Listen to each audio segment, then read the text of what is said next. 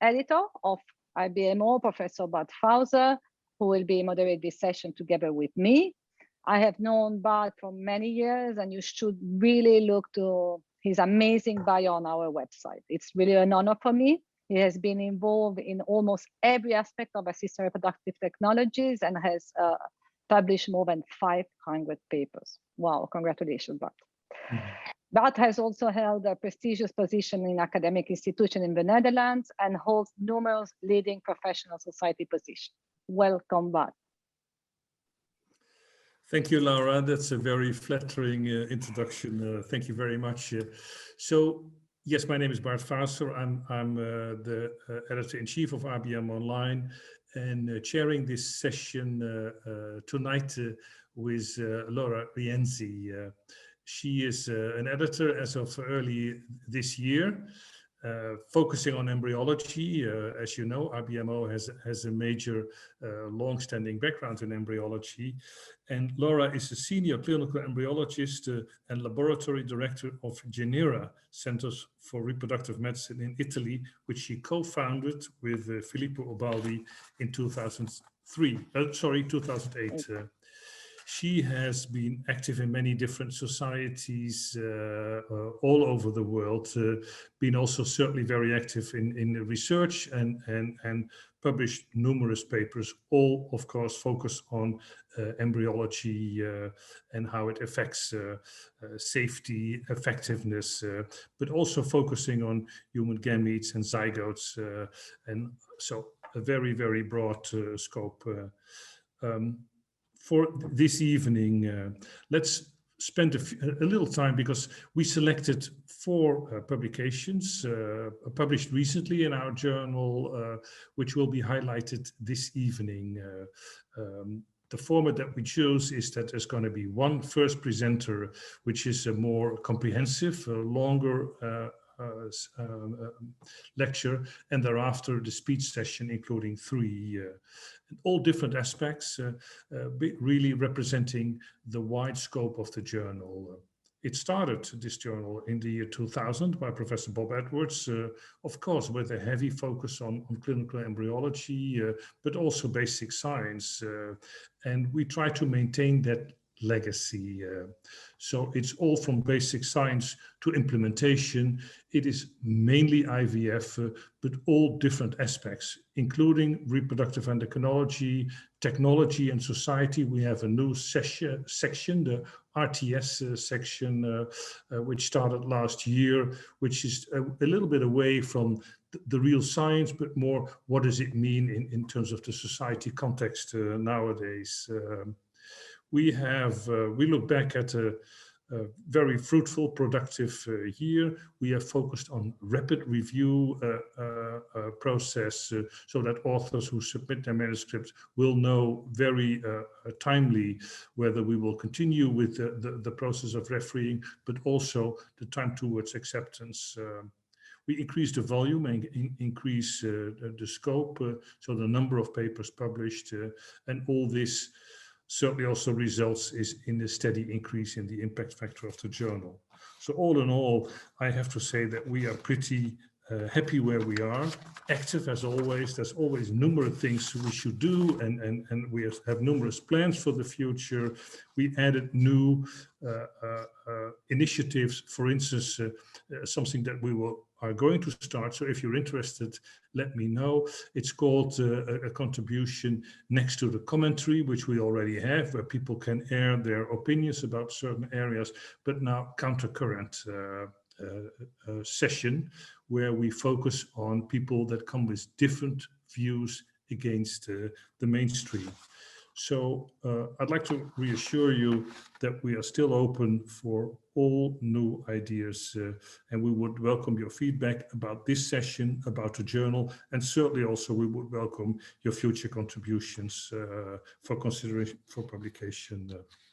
Let me now give the floor back to Laura, please.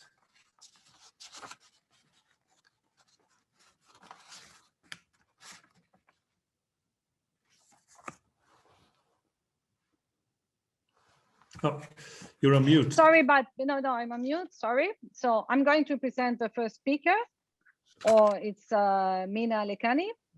I'm so happy. Thank you, Bart, because for me, Mina is really one of the greatest embryologists, and has been an example for me. And I grew up with her papers. So Mina has more than 35 years of experience in clinical embryology, focusing on IVF laboratory.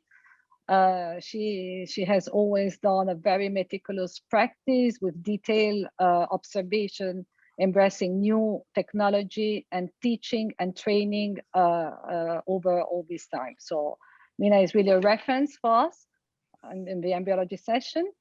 Mina has lectured worldwide on many different topics. She has more than 80 articles published. She's an editor of RBM, and she's in the editorial board of Fertility and Fertility.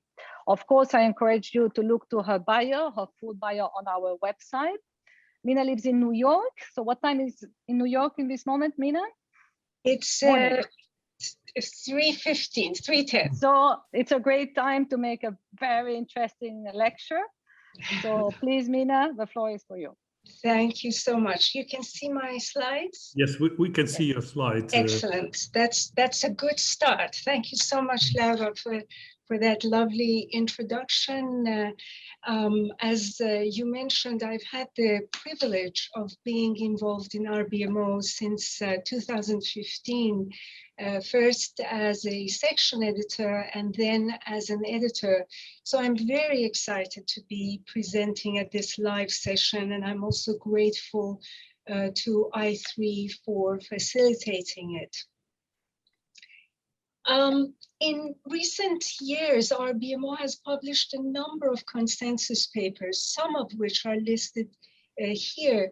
Most recently, I had the pleasure of handling a paper that was not quite a consensus, but a very interesting global perspective on management of the IVF lab during the pandemic.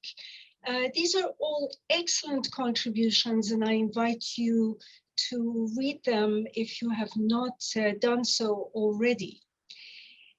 You might ask now, why are consensus papers important, and what function do they serve?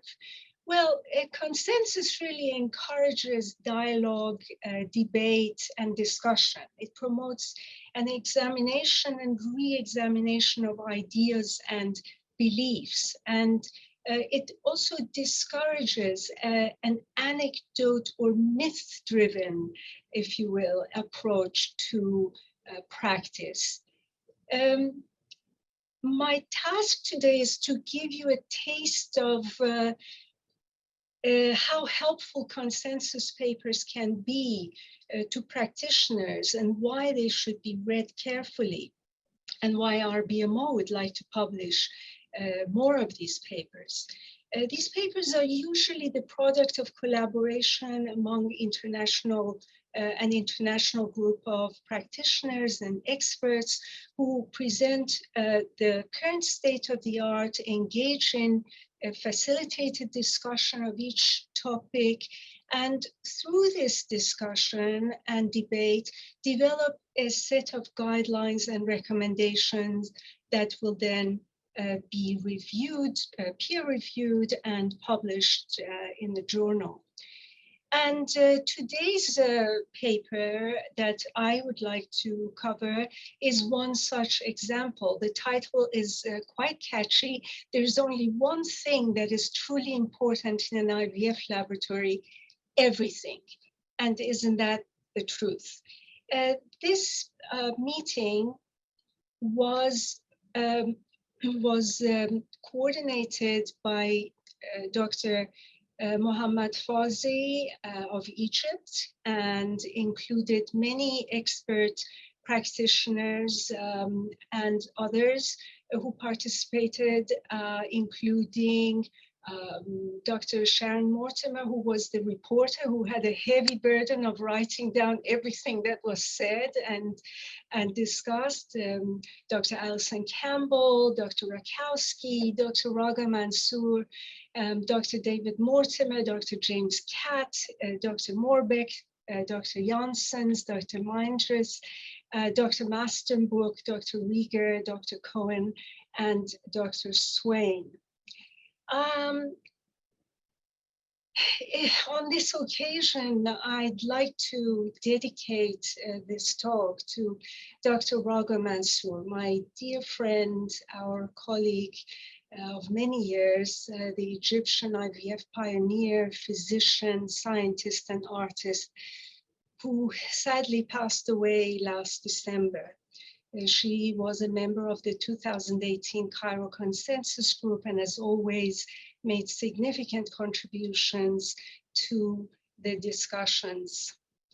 I miss her dearly, and I know all of us miss her terribly. I wish that she was here today.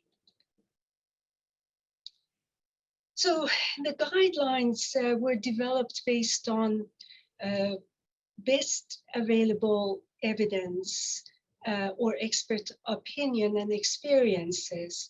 The outcomes that were considered in these discussions, sorry about that, let me go back. The outcomes that were considered included development of embryos in vitro, how well they developed post-transfer viability with an emphasis on implantation rate, taking into account the number of embryos that were transferred, as well as patient safety, both mother and child and or children, time to pregnancy, and cost. In this way, the group was able to come to more than 50 consensus points, all of which are, of course, covered in the paper. For the purpose of this presentation, I'm only covering a sampling of these consensus points and topics, but the topics were very, very wide-ranging, starting with basic principles and indications regarding embryo culture, then moving on to factors like humidity, temperature, pH, carbon dioxide, oxygen tension, and then also incubators, other equipment, monitoring of equipment, micromanipulation environment, on and on. The paper is significant and it does take some time to read, but these are all the various topics that we covered during the meeting. So on embryo assessment, for example, we all agreed that maintaining proper physical-chemical conditions during the assessment is critically important, as is working quickly to keep assessment to a maximum of 2 minutes while the oocytes and embryos are outside the incubator. However, there was really no consensus on optimal timing and frequency of assessments. But of course, we considered that time-lapse systems really make this requirement for deciding on timing and frequency completely moot, and they provide much more detailed information on embryo development. The timing is flexible, and the assessments are done in a protective environment, since the embryos do not have to be removed from the incubator while we assess them. On sperm handling, the recommendations for preparation of semen are based on some basic proven principles. First, that the contamination of prepared sperm with trace amounts of seminal plasma can significantly decrease fertilizing ability. So effective removal of seminal fluid is critical to the success of the semen preparation, whether it's by swim-up gradient, density gradient, or microfluidic means. They all work, and the goal is to completely remove the seminal fluid and avoid formation of reactive oxygen species. So since bicarbonate is required for capacitation, standard insemination samples should be resuspended in fertilization medium, even though the medium that is most commonly used for processing of the semen contains buffers such as HEPs and MOPs. This is not required for ICSI samples because, of course, we put a very minute portion of the prepared sample into PVP, and so maintenance and capacitation is not really required. So maintenance in a bicarbonate buffered medium is not required. The recommendation is to hold the prepared specimens for ICSI at room temperature, while it's recommended that something around 2 hours before standard IVF insemination to bring the temperature of the prepared sample to 37 degrees. On oocyte and embryo handling, the group agreed that the main concern is maintenance of temperature as close to 37 degrees as possible.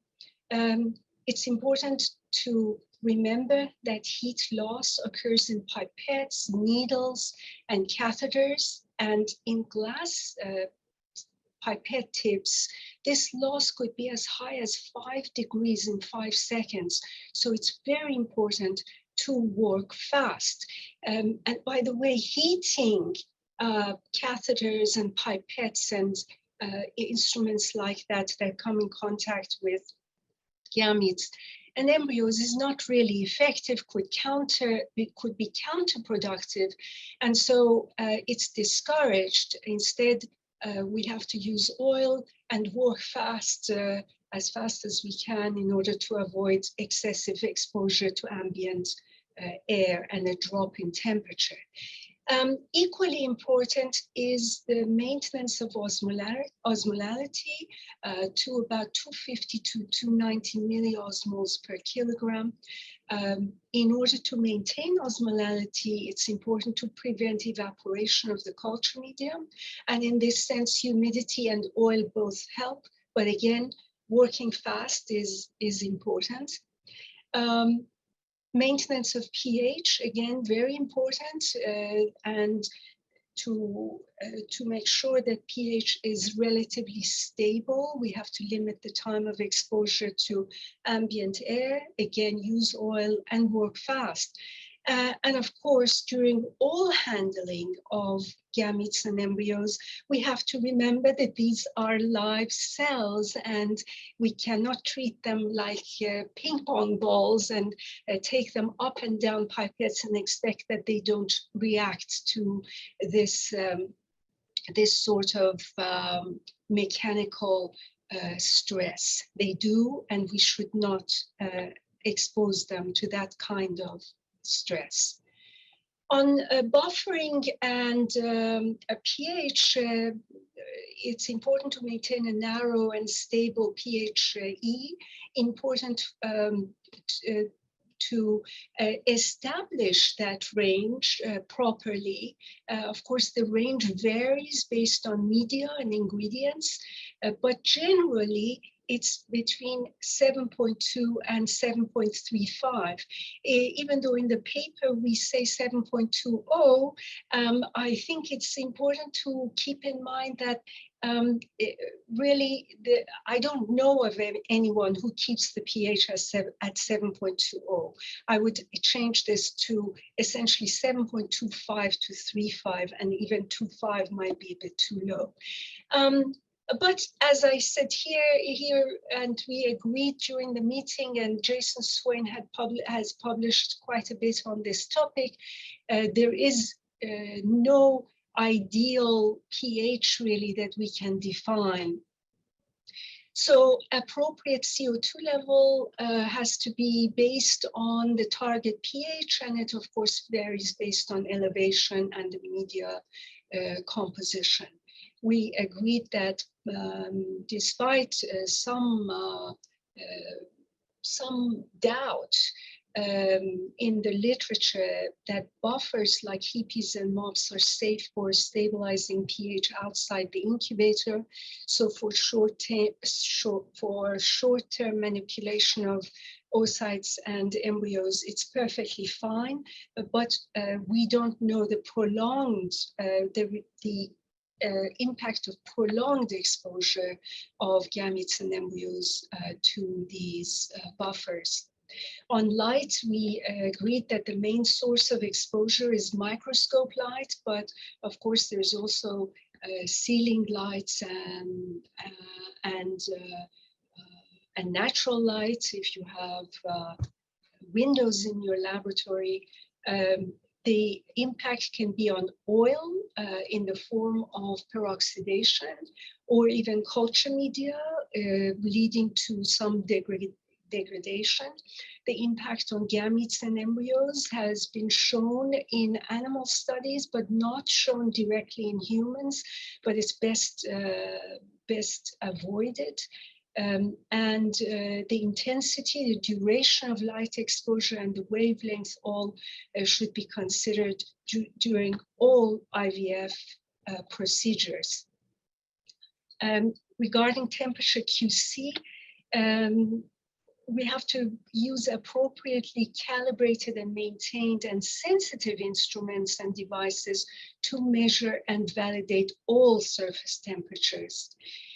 On incubators, the stability of the environment is very important. That's why temperature QC, gas supply, and monitoring the number of door openings is very important. A control on VOCs is important. That's why inline filters are placed, and incubator management involves very meticulous preventive maintenance, daily quality control, and possibly continuous monitoring.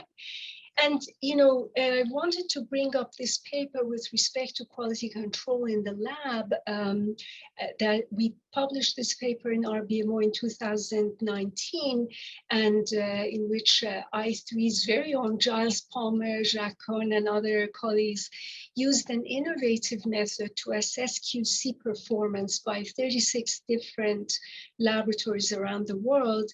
And it became clear that about half the effort of quality control in IVF labs is really centered on incubators. And it really shows how important the maintenance of that environment for culture is to practice. So on balance, we didn't answer all the unanswered questions, but generally agreed that 5% O2 is superior to 20% O2, that culture at 37 degrees C was better than less than 37 degrees C.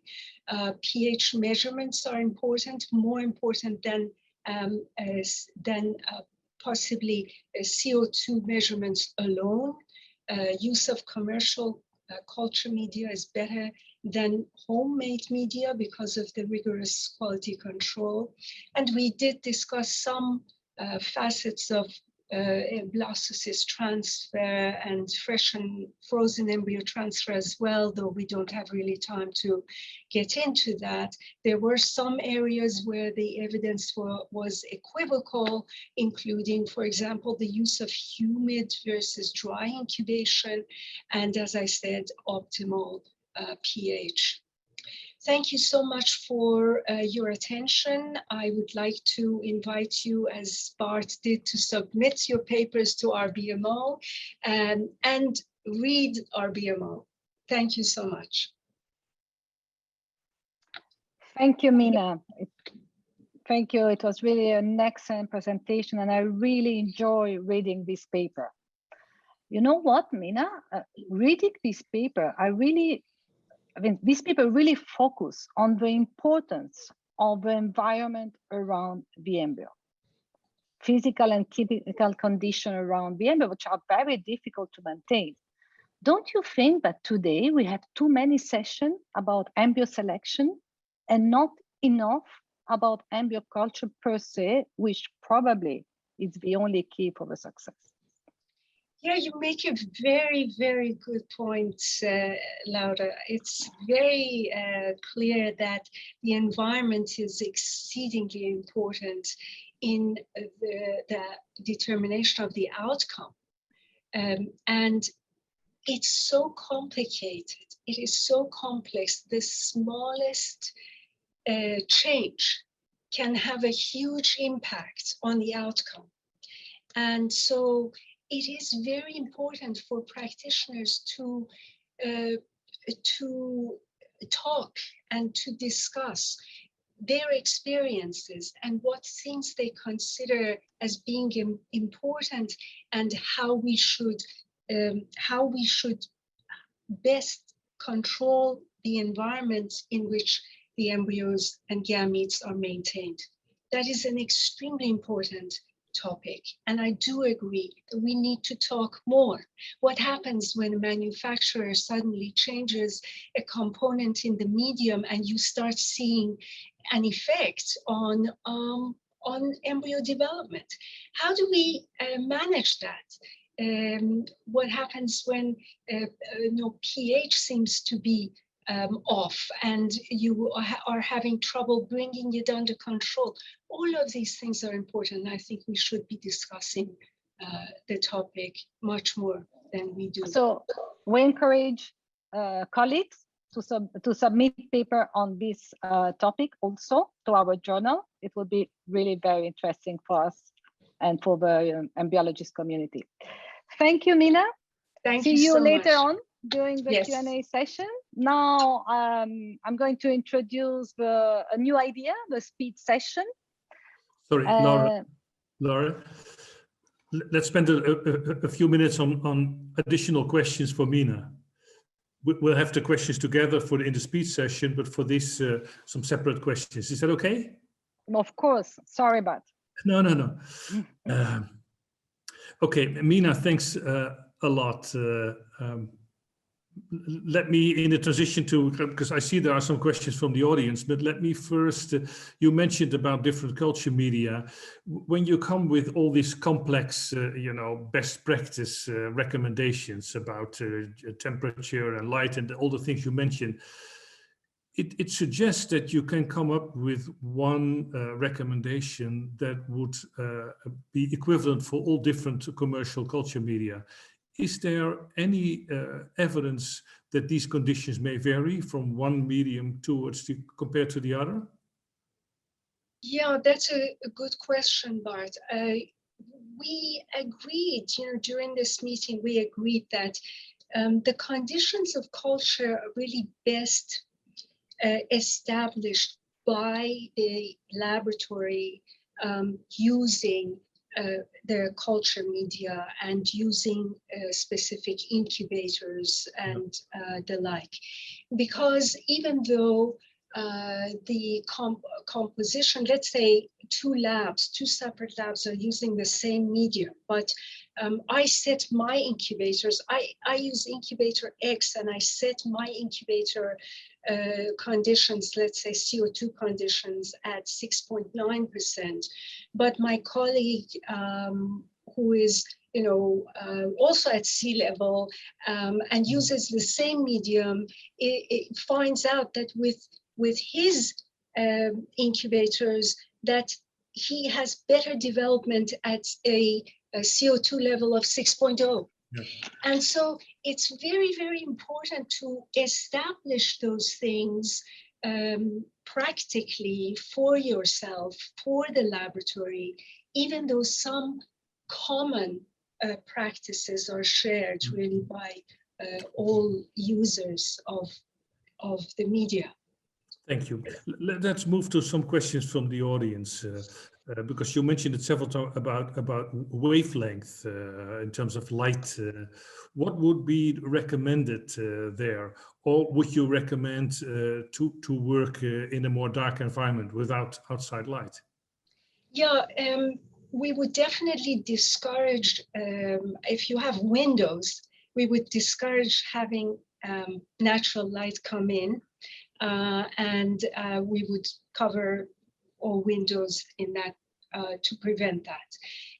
Also, in terms of microscope lights, which are really a main concern, we would try to minimize the amount of light that the embryos are exposed to, while making sure that visibility is still kept,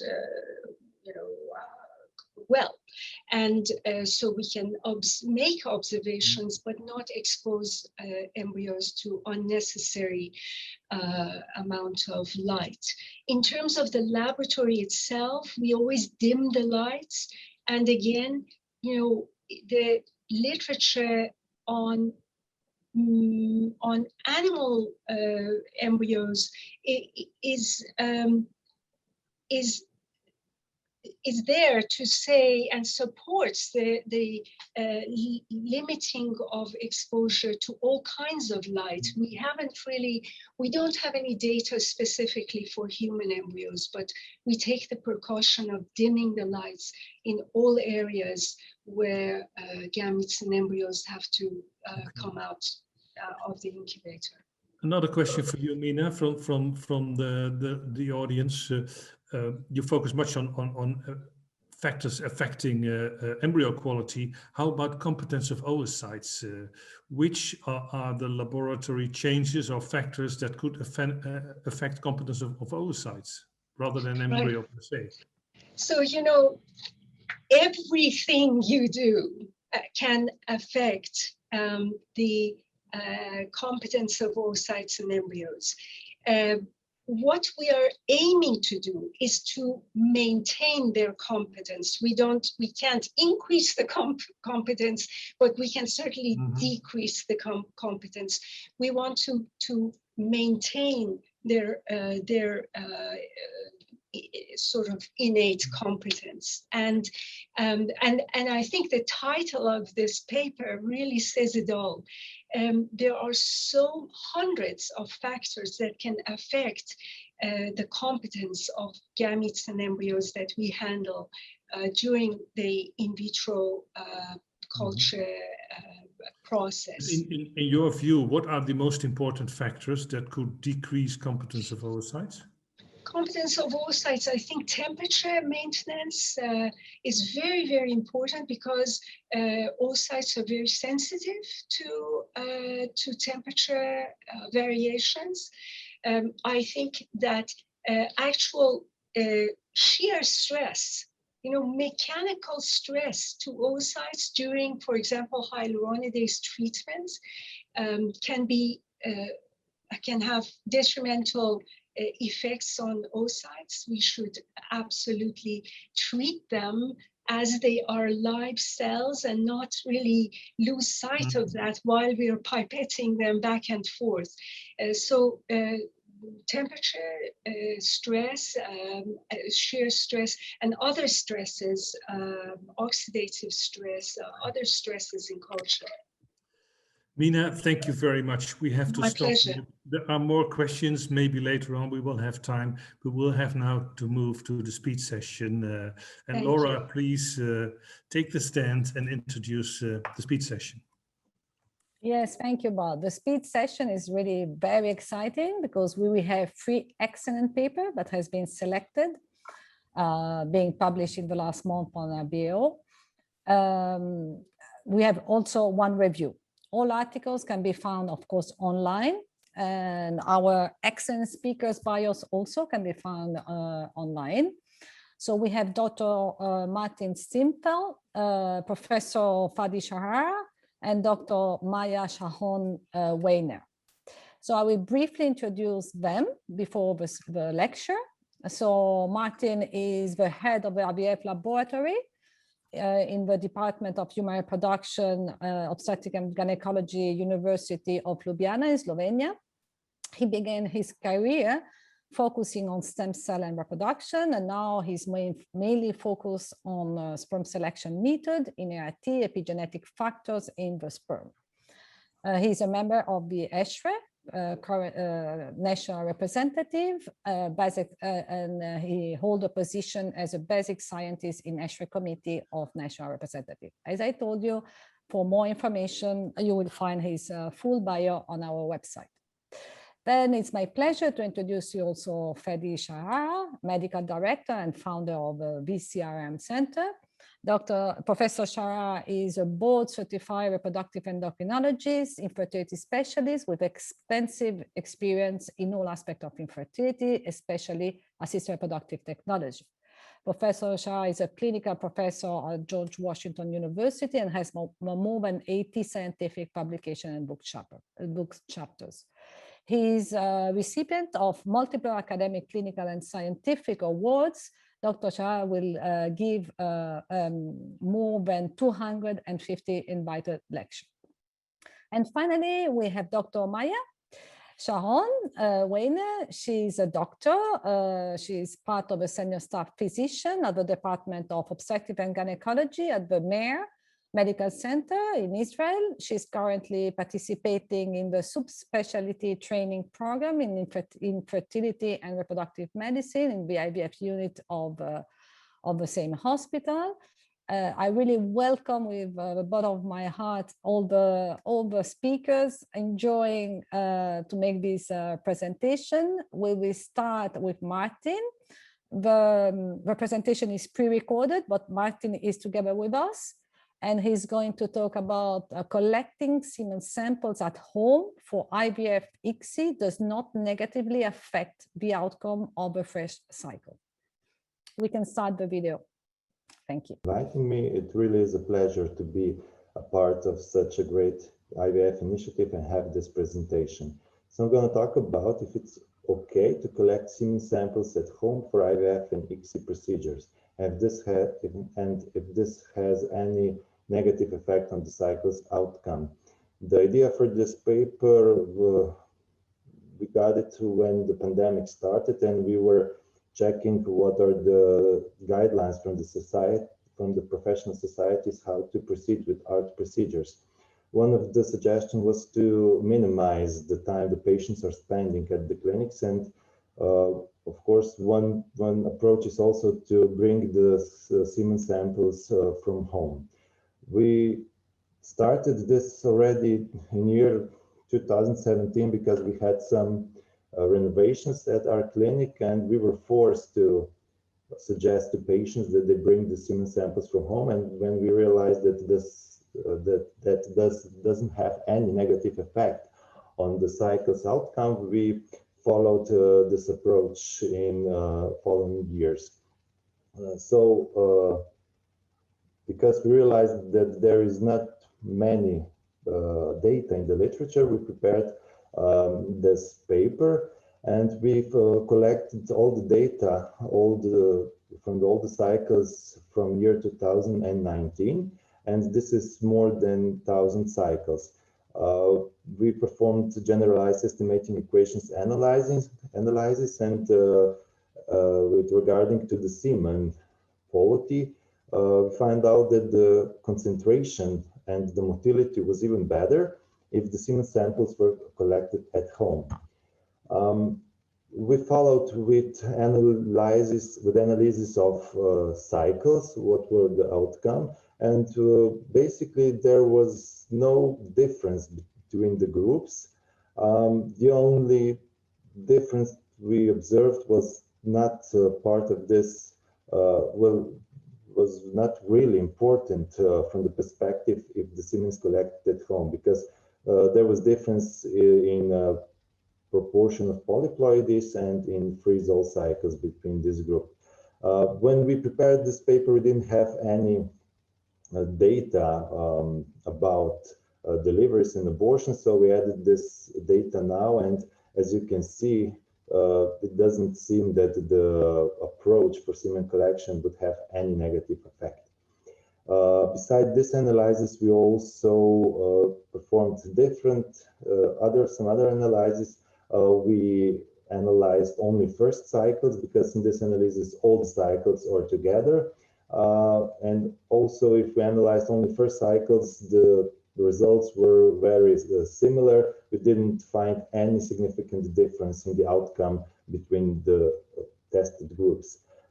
Also, we checked if there's any difference if we analyze the data regarding to a fertilization procedure, meaning if we compare classical IVF, insemination, and ICSI, and we didn't find any difference.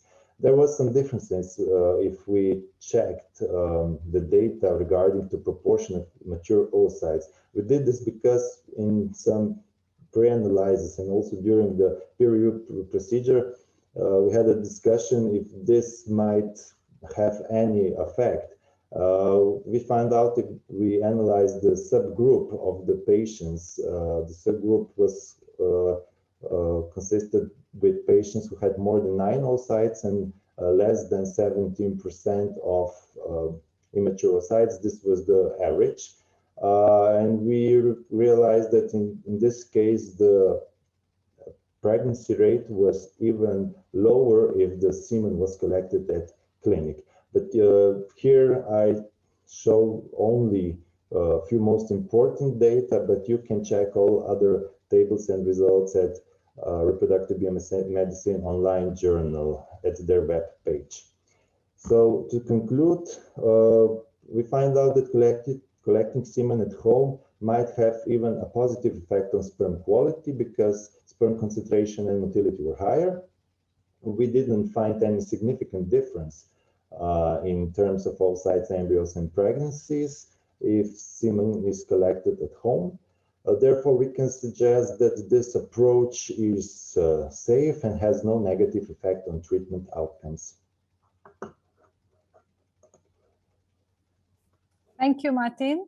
Thank you. Back to the future. I mean, it's nice when all things come back. And I think that collecting at home may have some positive impact on patients. Don't you think that for men, it's easier to collect at home? It's less invasive to ask a patient to collect at home instead, but in a hospital with people around and sometimes not in an adequate location? Yes, we ask them if they want to collect semen at home or they prefer clinic. Most of the patients agreed to collect the semen samples at home. It's less stressful for them. Yeah, I think we have to think also about patient care, and whatever we can do to improve their feelings is really important. Thank you, Martin. See you back in the Q&A session. We move to Professor Sharara for the next lecture.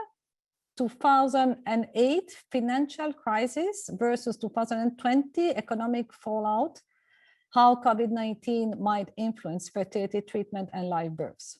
Please, Professor, the floor is yours. Thank you, Dr. Rienzi, for the kind introduction, and Dr. Fauser and the editors at RBMO. I'd like to thank also my co-authors, Dr. Gromsky, Dr. Smith, Dr. Lawler, and Dr. Nelson. So we all know what's going on, and our paper is entitled 2008 Financial Crisis versus 2020 Economic Fallout, how COVID-19 might influence fertility treatment and live birth. Next slide, please. So as we all know, the first COVID case was reported on December 31st, 2019 in Wuhan, China.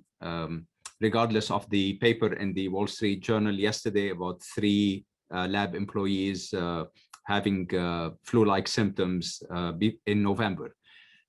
Probably Laura can elaborate a little bit, but there are also reports on flu-like symptoms and weird pneumonias in Milano as early as November of 2019, actually. But be that as it may, the first case in the US was on January 21st, 2020 near Seattle. ASRM on March 17 recommended suspension of IVF cases. 87% of the clinics in the US followed suit and closed for 8 weeks on average, followed by a gradual uptick. And up till now, ASRM has published 15 updates on COVID in terms of resumption of IVF services. Obviously, that was followed by major unemployment and a stock market crash. The stock market crashed by 28% between February 11th and March 12th of 2020. The unemployment in the US soared with nearly 22 million out of a job within a matter of weeks. And clearly that was a black swan event with no recent historic precedent, whose impact is expected to last well into 2023 and probably beyond. What got us interested in looking at this was a paper that was published on December 17th, 2020 by the Brookings Institute, entitled The Coming COVID-19 Baby Bust, which suggested up to 500,000 less babies born in the US by 2023. So we decided to look at previous models, and the only model that we had available was the 2008 financial crisis, even though it was an imperfect model because it was just a financial crisis in the US and not a global phenomenon. So we decided to look at IVF utilization from 1999 up to 2018, looking at the CDC ART reports and projecting what utilization in the US would be between 2020 and 2023. Next slide, please. So what you see on the slide are two panels. The panel on the left is the impact of the 2008 financial crisis. And you clearly see that the number of IVF cycles in the US was increasing steadily up till 2008. And the blue line and the shaded area are the what would, if there was no financial crisis, what the number of IVF cycles would have continued, and the 95% confidence interval. And what really happened. So the first one, A, is in women less than 35. The second one is in women 35 to 37, then 38 to 40, and then 40 to 41. There was very few cases in women above 42 to be able to put a panel in there. But you can clearly see that between 2008 and 2012, there was actually a drop in IVF cycles for all women younger than 40. So there was no drop in women over 40. What was predicted to happen actually did happen. And the right panel is actually the COVID thing that we're predicting, the model that we have. So if you look at the number of cycles up to 2018, that's the last reported CDC data. We projected based on the growth over the past few years, what the number of cycles would have been in the US, which is the line in blue, and the shaded area is the 95% CI. And then we projected if an economic crisis like the one in 2008 would happen, we would see the black line and with a drop. And then we modeled for COVID 50% worse than the 2008 versus 50% less less severe as that of 2008. And this is what you see for the women less than 35, 35 to 37, 38 to 40, 40 to 41, and more than 42. And again, what we're saying in this, that women above 40 would have practically no drop or a very minimal drop in COVID. And most of the brunt of the decrease in IVF cycles would be observed in women less than 40, especially women younger than 35. Last slide, please. So in conclusion, what our data showed, the financial recession of 2008 caused a 4-year plateau in fertility treatments with a predicted 53,000 fewer IVF cycles and 16,872 fewer live births. A similar scale of economic recession would cause 67,386 fewer IVF cycles between 2020 and 2023, with women younger than 35 overall undertaking 22,504 less IVF cycles compared to 4,445 fewer IVF cycles in women over 40. This equates to an overall 25,143 fewer predicted live births from IVF, from which only 490 would be in women over 40. So what has changed since COVID happened. The first stimulus plan in the US that eventually included printing trillions of dollars was approved by Congress on March 27, 2020. It was called the CARES Act. We submitted the first draft of the paper in 2020. At the time, only the Brookings paper was published, and we are glad RBMO accepted the paper, but we sent it to a couple of other papers, and they did not believe our modeling. Despite the generous handouts since over $6 trillion, recent studies still point to a substantially lower number of babies born, not just in the US, but very possibly worldwide. It remains to be seen whether our projections into 2023 will materialize, or whether the massive public handouts still ongoing in the US have cushioned the impact. We still believe women younger than 35 remain at the most risk of not seeking care or delaying starting a family. The 2008 crisis resulted in shifting for the mean age of women seeking infertility care by about 2 years. And we would love to have our European and South American and the rest of the world colleagues look at this and try to see what impact it's going to cause in their societies. And I'm going to stop here and entertain any questions. Thank you very much, Professor Sharara. There's going to be a Q&A after the three speech sessions, but let me ask you one question. Yes, indeed, an intriguing analysis.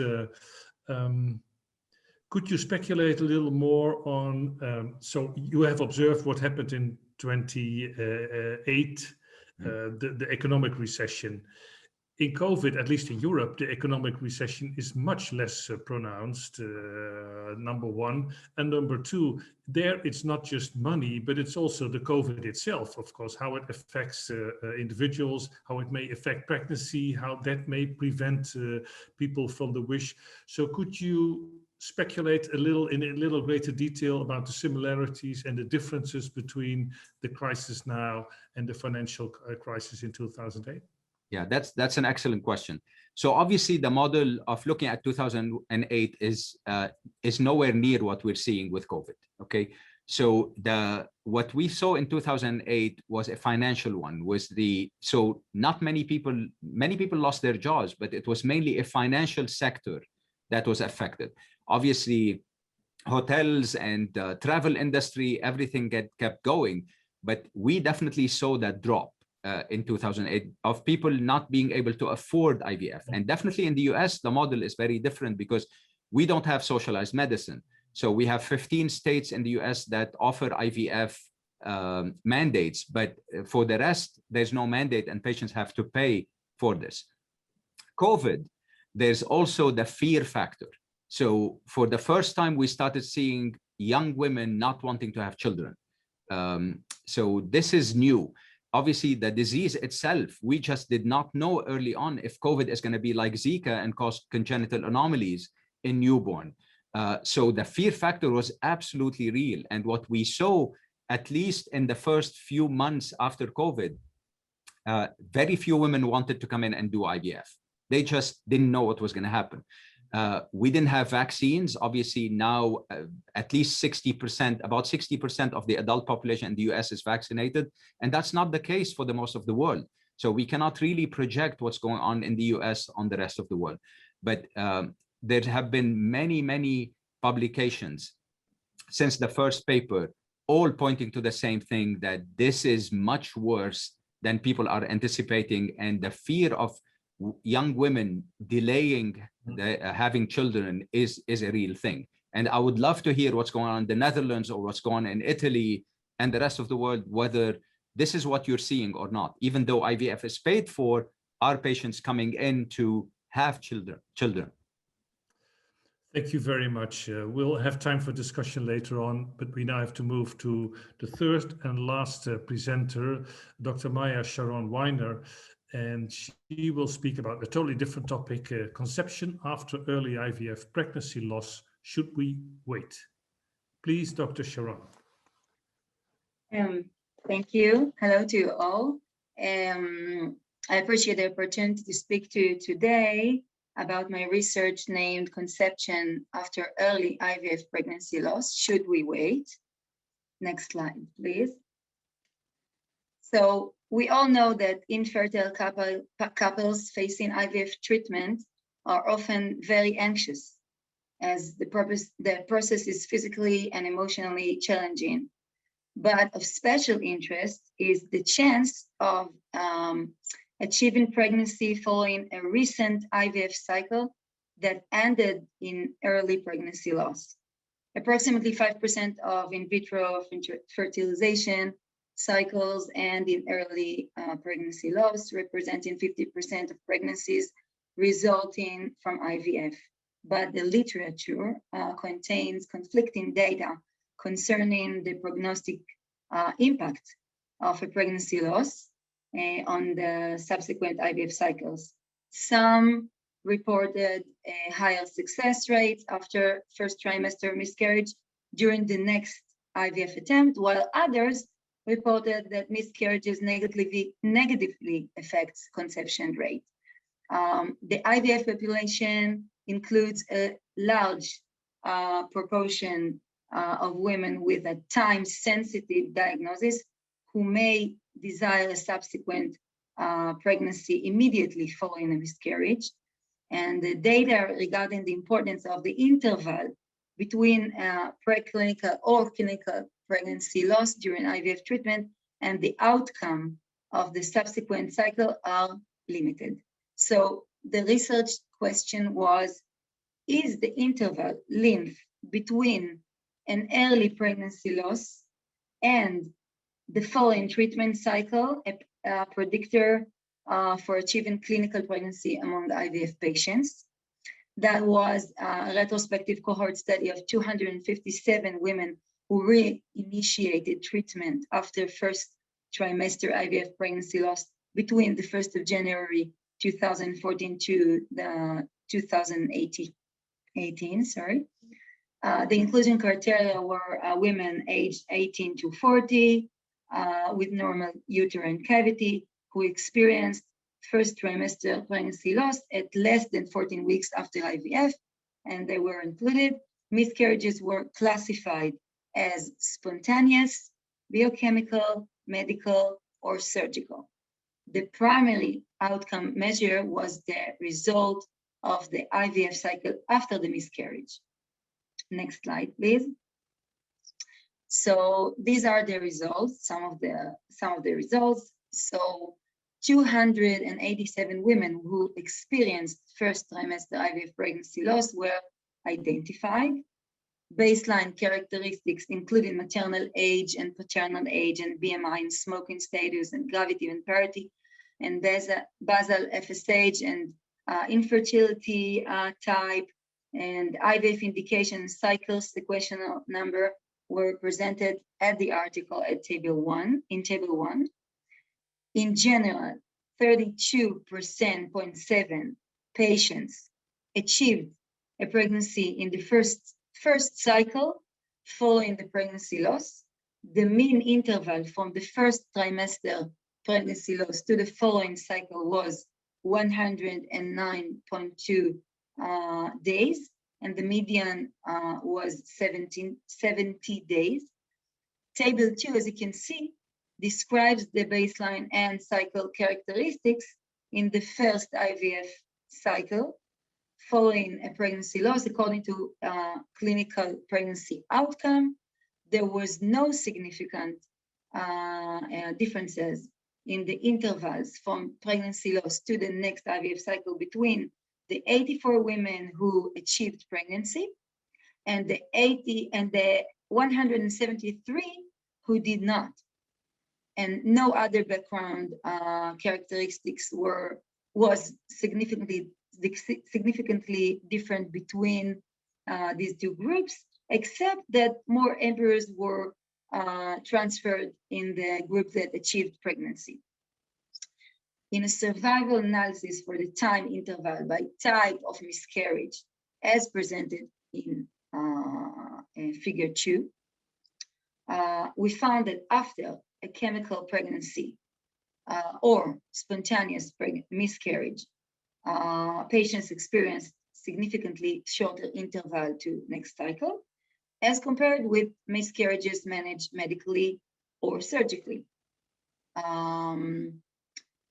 We did also a logistic regression analysis as presented in table 3 that showed that the chance of subsequent pregnancy was affected by the number of embryos transferred and the type of miscarriage.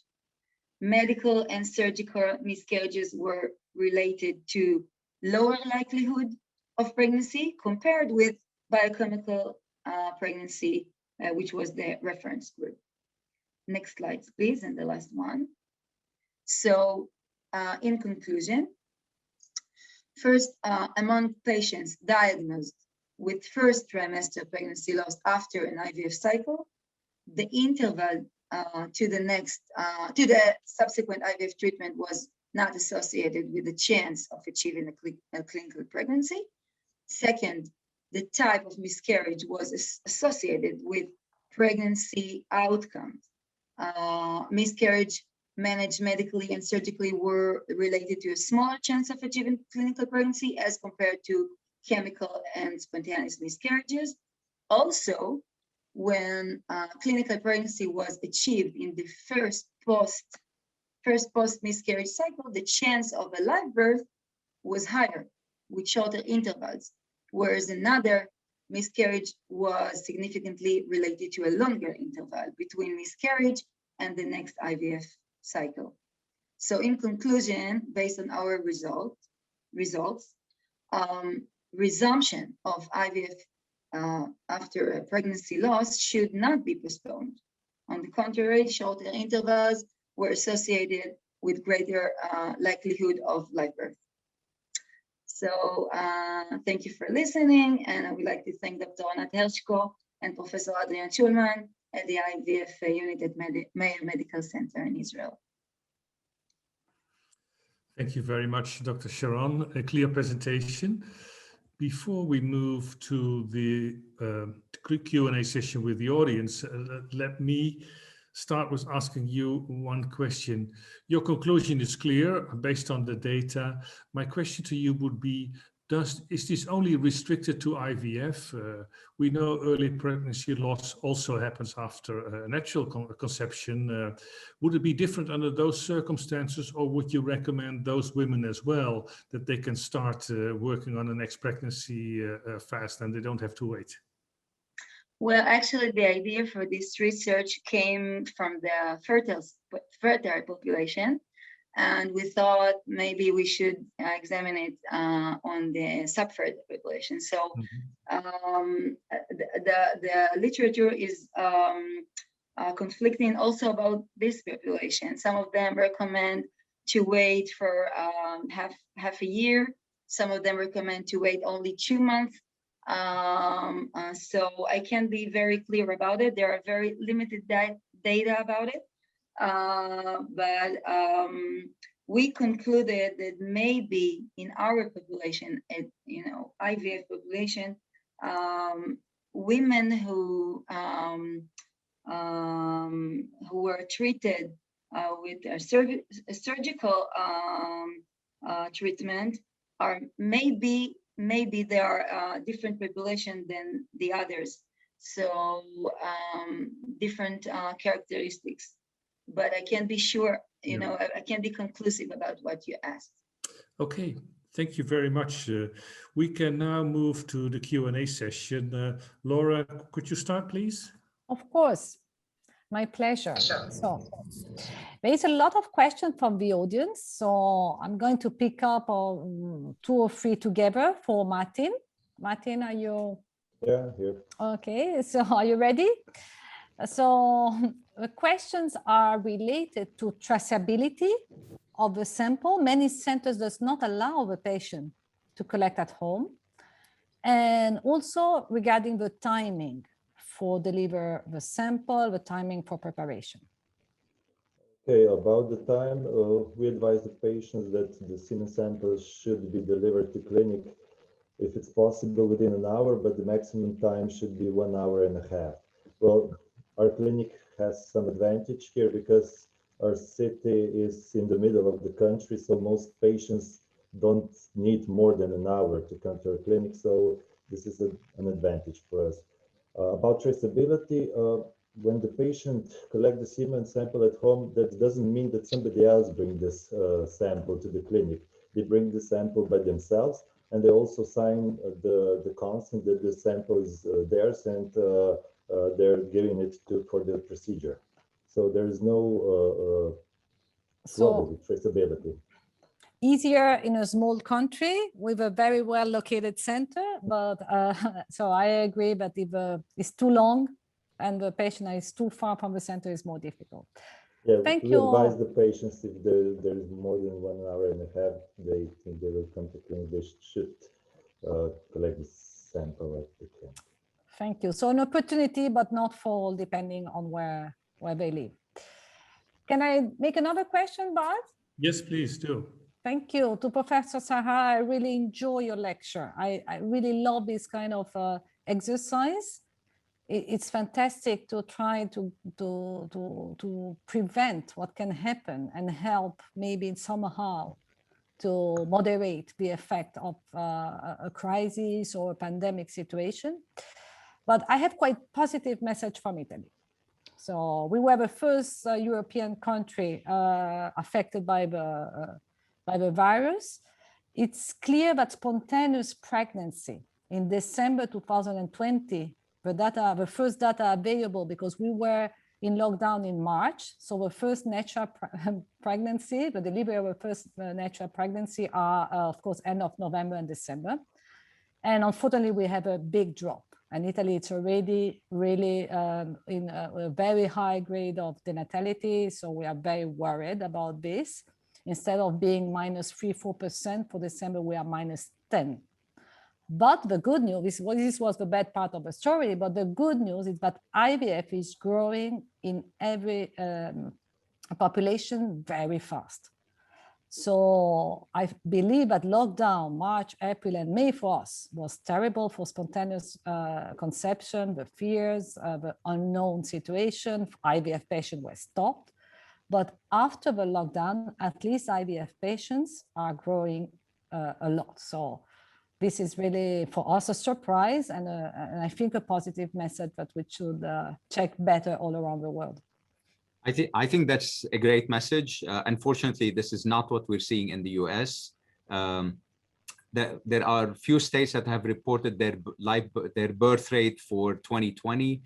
California, for example, is 13.4% down in 2020 compared to 2019.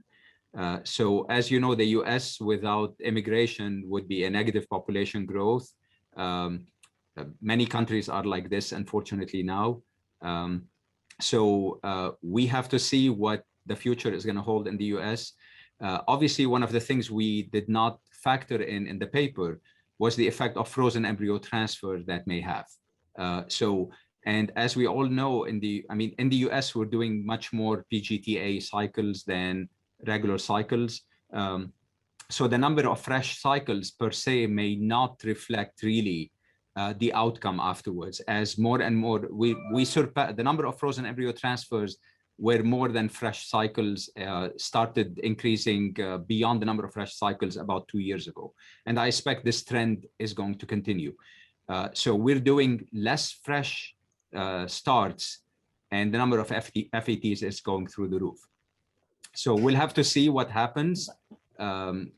For at least for the US, I'm very happy that at least in Italy, patients are coming to have babies.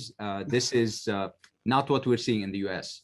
But the deliveries in 2020 in the US are not related to the pandemic because patients were, yeah, it was. So the decrease is consistent. I mean, it's something. The decrease has been, the fertility rate has been decreasing anyway all over Western Europe and the US, and this trend is continuing. We're seeing older women coming in. I mean, the mean age in the US is about 4 years older than it is in Europe. And this is a huge problem for us. I mean, at least in my clinic, I rarely see patients younger than 35 coming in to see me. Yeah, we have the same. A follow-up question for you, Professor Sharara. Several people, they zoom in on spontaneous or natural conception in women on the waiting list because they would qualify for IVF, but because of the lockdown, they didn't get any. Particularly Dr. Parikh mentioned specifically that he has seen a lot of spontaneous pregnancies in couples who were on the waiting list, even the older ones, even the ones with low AMH. Is that also your experience? Well, we don't have waiting lists in the US, at least, you know, for most the clinics that I know. No, Patients. but during the lockdown, so they we only shut down. Yeah, we only shut down for about 8 weeks.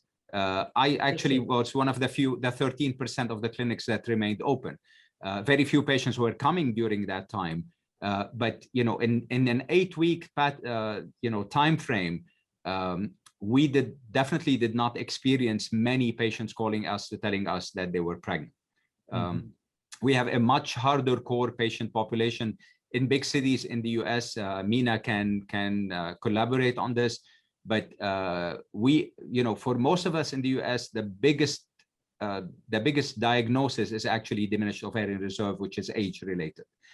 We don't see young patients coming in, so that doesn't mean we will see a lot of patients getting pregnant while they're on the waiting list. We just don't see that in the US.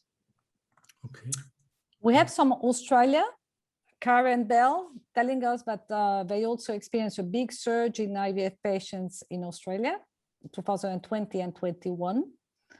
On the other hand, Scott Nelson is telling us that for spontaneous delivery, there is a fall in the first month of 2020, a reduced birth rate in US and UK, which can be really related this time to the pandemic and the lockdown. Let's hope so. I mean, obviously, we would love this to be the case. At least in the US, there's more economic papers coming out telling us that the baby boom is just not going to happen in the US. No, there is a drop in birth rate. A drop, yes. A drop, yeah, in US. No question. No question. This is what we're seeing here in the US. So I'm happy Australia is picking up. I'm happy other places in the country are picking up. You look at where India is right now, I cannot imagine there's a baby boom happening in the middle of this pandemic that's going on, probably in many other places in the world. As I said, a lot of countries just don't have vaccination enough to inoculate people. And even in the US, 24% of the population will not get a vaccine. So we still have vaccine deniers, unfortunately. So I think I'm very happy that RBMO is looking to get papers like these that have economic impacts and real life potential on predicting the future. And the hardest thing, as we all know, is really predicting what's going to happen. So we surely hope we are mistaken in our assessment, but we are a bit skeptical that this is going to be the case. So number one, I would like to invite the audience to come up with questions about our third presentation, Dr. Sharon. And while you are thinking and exploring the options for further discussion, I would like to come back to the first presenter, Dr. Stimpfel. And there is one question about from Dr. Berger about the mechanism of action. Why do you believe that sperm quality increases when collected at home? Is it stress reduction only, or are there other possible mechanisms of action? I think this is the only mechanism. There are few studies which were made, and they are comparing what is the quality of semen sample if it's collected at home and if on site, and they all concluded that the only change is the stress, probably acute stress, and it also influences, or it can influence, the outcome of IVF cycle. One study highlighted that probably there is a change in functionality of sperm, because the acute stress can increase the DNA fragmentation of sperm. But I think this is all. I don't think there's any other mechanism. Okay, thank you. A question for Dr. Sharon. Yes. Your observation that the time interval, you don't have to wait after early pregnancy loss, can that be interpreted as that it's more an embryo factor than an endometrial factor that causes the early pregnancy loss? Would you agree with that conclusion based on your data? I think not, because we saw that when we compared the population who achieved pregnancy to the population who didn't achieve pregnancy, we didn't see a difference in the embryos, I mean, in the blastocyst versus cleavage, or frozen versus fresh embryos. We did a comparison between the two groups, and there was no significant difference between the groups. I mean, that was our first comparison. And also the mean time for the pregnancy was not different. So my answer will be no. Okay. Another question from Dr. Ben Makiki. Could you speculate on the rationale why IVF outcome is better when the interval after early miscarriage is shorter? So what would be the mechanism, could be the mechanism of action to explain this? Well, I think that I could phrase it differently. I would say that we will expect sometimes that if we won't wait, maybe the result will be worse. And so in Israel, we don't have a problem of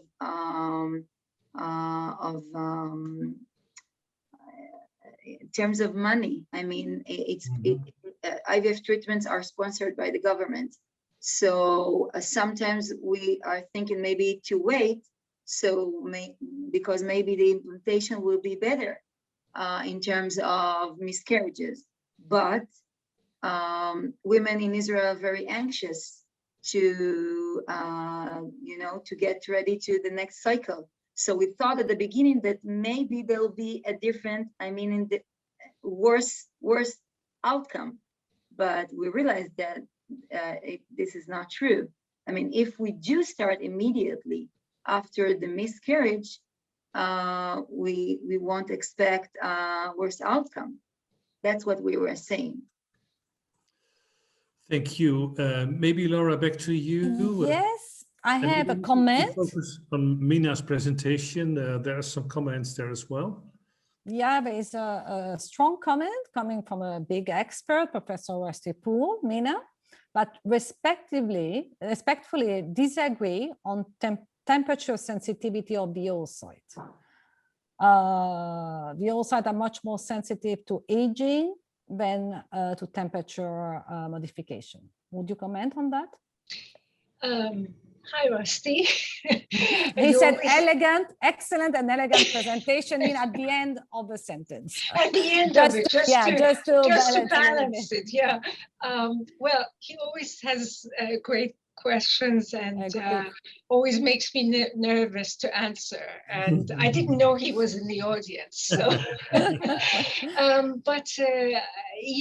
actually, I should point out that the nuances of temperature sensitivity were addressed during the consensus meeting. And I know that Rusty used to, I don't know if he's still practicing this, but he did used to manipulate, for example, at room temperature rather than on a heated surface. And his impression data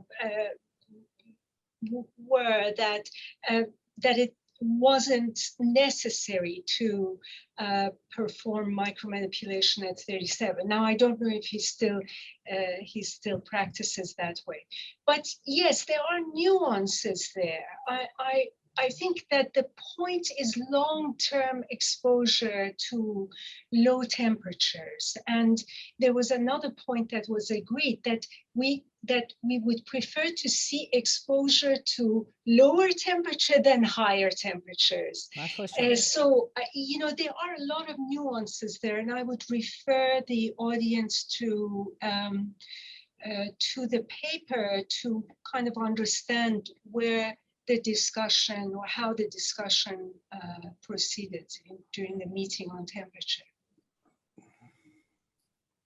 Do we have Rusty satisfied? Of course, for me, but I have observed the depolymerization of the meiotic spindle during handling, even in few minutes exposure at lower temperature. And I know that the meiotic spindle is able to repolymerize, so I would put on the same balance temperature variation and aging. I think everything is connected, and the oocyte is really sensitive. Probably the sensitivity is inversely related to the stage of development. Right, I agree with so that. I would keep all the conditions at best. But do we still have time for a question? I think maybe one last question and then we round up. So I would come back to Mina, because the audience is talking about humidity, but we also receive a lot of papers on these old, new parameters that we have to keep during embryo culture. So what do you think about humidity and how to keep it stable during all our manipulation at high temperature? So this was a contentious point of the discussions, and in the end, it was a fine balance to actually word the consensus point in a way that satisfied everybody. First, there was a discussion between culture under humid conditions in incubators that provide humidity versus dry incubators. Most of the benchtop incubators are dry, and as is the EmbryoScope and other time-lapse incubators. There is concern about increasing osmolality via evaporation as a result of culture under dry conditions. There is some data that supports that notion that yes, the osmolality increases to a point that is not good for development of the embryos. However, I think we need more studies. I think we need more controlled studies and better studies to show truly what the impact is under different conditions. As far as the room humidity is concerned, you know, the standard is 30 to 60%. And I think that, you know, that requires a good HVAC system. And you cannot get around it. I know Dara had raised that point, that, you know, how it's expensive to maintain a good HVAC system, and that's true. But there is unfortunately no way around it. You have to have a good control you have to have a good HVAC system in order to control humidity in the lab environment. And the same for temperature. And of course, you don't want your embryologist to pass out because it's so hot or freeze because it's so cold. It has to be comfortable, but I would say between 21 and 25 degrees centigrade. Thank you, Mina, to share all your experience. It was very, very interesting. Thank you. Bart, do you still have a question to our excellent speakers? No, I think so.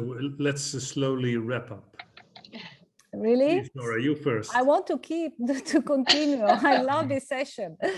No, okay, so I really would like to thank all the participants and especially the speaker, if I may say, Martin, Fady, and Maya, and of course Mina. We are like a family tonight, so I use your names. And of course, I would like to thank, first of all, Bart, that has allowed me to enter in the family of RBMO. in embryology, and of course it's a fantastic chief editor, really promoting the journal and promoting our work. So I'm very happy to be part of this family. So I also have to thank the organizing committee for the initiative: Jacques Cohen, Peter Nagy, Thomas Elliott, Shaista Saduddin, Giles Palmer, and Mary Says-Weitzetz. And also Dukan Nicholas, which is the development editor of Reproductive Biomedicine Online. And today there has been a very important person that has selected the question for us. Bart and I were reading, but somebody else was selecting and highlighting the question. So I want to really thank the triage team, which is Marianne, Saishta, Giles Palmer, and Dara Berger. So, but unfortunately it's finished. Thank you, Laura. You did very well, particularly with all the names. It's not easy. No, it was a disaster. Sorry. Okay, me too. I would like to first thank the I3 team and all the speakers. This is always improvising, but on the other hand, it is scripted and planned. I hope you as speakers enjoyed the session. I hope the audience enjoyed the session. Let me finish with a few words about RBMO in general and also about our next collaborative efforts. So RBMO is a journal that is looking for new opportunities all the time. We don't want to forget the past, so we want to remain strong in embryology. And indeed, it's been an honor to be with the two editors focusing on embryology together this evening. Certainly also basic science and andrology are important sections which may deserve a little more attention than it's getting now. You know, we don't want to, zoom in on just one aspect. We try to remain the broad scope. And it's not easy, of course. It's not easy as a journal, not backed up by a big society. So we have to fight all the time, which is good, which keeps us alive and keeps us awake. And so we will have two more opportunities to show you where we are. Number one is, so this is about the next two joint sessions later the year. On the I3 website, you can look at the details. And one is about our new section, RTS. We refer to it as Reproduction, Technology and Society. And we had quite some discussion. And the idea is that we want to drift away a little bit from just being a scientific journal. Of course, we all know in reproduction there is so much going on in terms of society discussions, demographic developments, but also, of course, health economics. IVF centers become more and more big groups. What does that mean for the way IVF is practiced? How do sociologists, ethicists view what we are doing? So we are embarking on a new adventure, so to speak, and we'll have to see where it lands and how it lands. But at least this is going to be a topic of our next joint meeting. And the other one planned for later this year is andrology. Andrology is always under debate, that it doesn't get enough attention, that there's not enough progress. Let's all try to make it happen to have RBMO focusing on andrology as well. And I would like to invite all of you, the speakers and the audience, to keep on thinking about where we are, what can we do to improve, and hopefully give us your feedback about today's meeting. This may help us to further sharpen the sword, if you wish, and which may help us to even better design next meetings. Thank you all very much for joining us this evening, and hope to see you again next time. Bye-bye. Yes, Bart, we have to announce the next session. Yes, and you? Same time next week. It will be a session all about IUI. So the talks will be Is IUI ART, intrauterine insemination evidence-based guidelines for clinical practice, and data on donor IUI in single women, same-sex couples and heterosexual patients.